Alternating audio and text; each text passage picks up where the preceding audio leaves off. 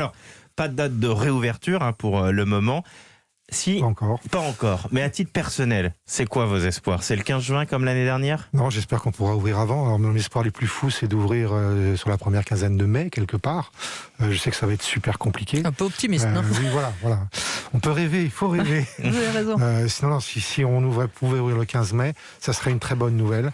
Ça serait une super nouvelle. Le 15 juin, pour moi, c'est vraiment la date. Mais de façon concrète, quand on est patron du parc Astérix, on n'a pas eu un coup de fil pour le moment de la préfecture ou du secrétaire d'État au tourisme ou de je ne sais trop qui. Alors, de Bercy. Nous, on est en contact avec les autorités préfectorales, bien sûr, pour discuter de ces choses-là.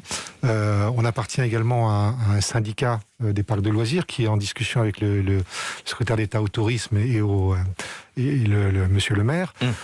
Et puis on appartient à un groupe qui est la Compagnie des Alpes et qui elle-même aussi a des contacts. Et de façon concrète, personne ne vous a donné une sorte de début de calendrier? Absolument pas. Absolument. Même pas un début. Alors en attendant, ce parc, il est fermé alors qu'il aurait dû ouvrir. Qu'est-ce qui se passe? C'est triste à mourir. Vous nous disiez que vous y étiez hier, il se passe rien, ou quand même faut faire tourner les manèges parce qu'il faut qu'ils s'entretiennent? Si, il se passe toujours quelque chose au parc Astérix. Hier, il neigeait à gros flocons sur le parc. C'est vrai qu'à Paris, il a neigé en région parisienne. Après, oui, bien sûr, le parc continue à vivre. On a entièrement préparé les attractions pour une ouverture. Notre objectif, c'est que dès qu'on aura la date d'ouverture, c'est d'ouvrir le plus rapidement possible. Ça prend combien de temps? Il faut globalement, pour rassembler toutes les équipes et se mettre en ordre de marche, et puis aussi faire venir les clients, parce qu'il faut quand même leur dire, attention, on est ouvert, il faut qu'ils le sachent. Ça prend 2 semaines, en fait. Ah oui, c'est-à-dire qu'il vous faut 2 semaines entre la date où qu'on vous communiquera et votre possibilité de rouvrir. Vous nous disiez tout à l'heure que l'année dernière, vous étiez à moitié de touristes par rapport à une année normale, 15 000 jours de visiteurs contre 30 000 d'habitude.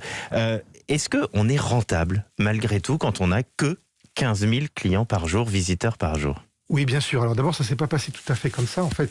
On a monté très progressivement. Devant votre micro. On a monté très progressivement, en fait. La première semaine, on a fait globalement 25% de ce qu'on savait faire, de ces 15 000. On en a fait après 50% la semaine d'après. Et c'est seulement après qu'on est arrivé dans ces jauges-là. Le temps que les clients comprennent, nos visiteurs comprennent qu'on était ouvert et qu'on pouvait les accueillir dans de bonnes conditions. Mais ça reste rentable. Bien sûr, ça reste rentable. En fait, on a des coûts fixes, je dirais, qu'on soit ouvert ou fermé, qui sont extrêmement élevés. Et après, je dirais, le coût d'ouverture, il n'est pas si élevé que ça. Bien sûr, c'est les coûts du personnel. Mais c'est pour ça qu'on a des saisonniers qui viennent quand le parc est ouvert et qui ne viennent pas quand le parc est fermé. Et tous ces gens-là, il faut que vous les formiez juste avant la réouverture. Ça prend combien de temps? Il faut leur expliquer leur job? Ça va absolument. Ça fait partie de ces 15 jours, en fait. Je disais tout à l'heure, on recrute les gens avant tout sur leur savoir-être. Ce qu'on cherche, c'est des aptitudes, en fait, des gens qui sont conviviaux, etc., qui sont souriants. On va leur apprendre les techniques du métier. Elles sont très simples. Pour ça, il nous faut globalement 1 semaine.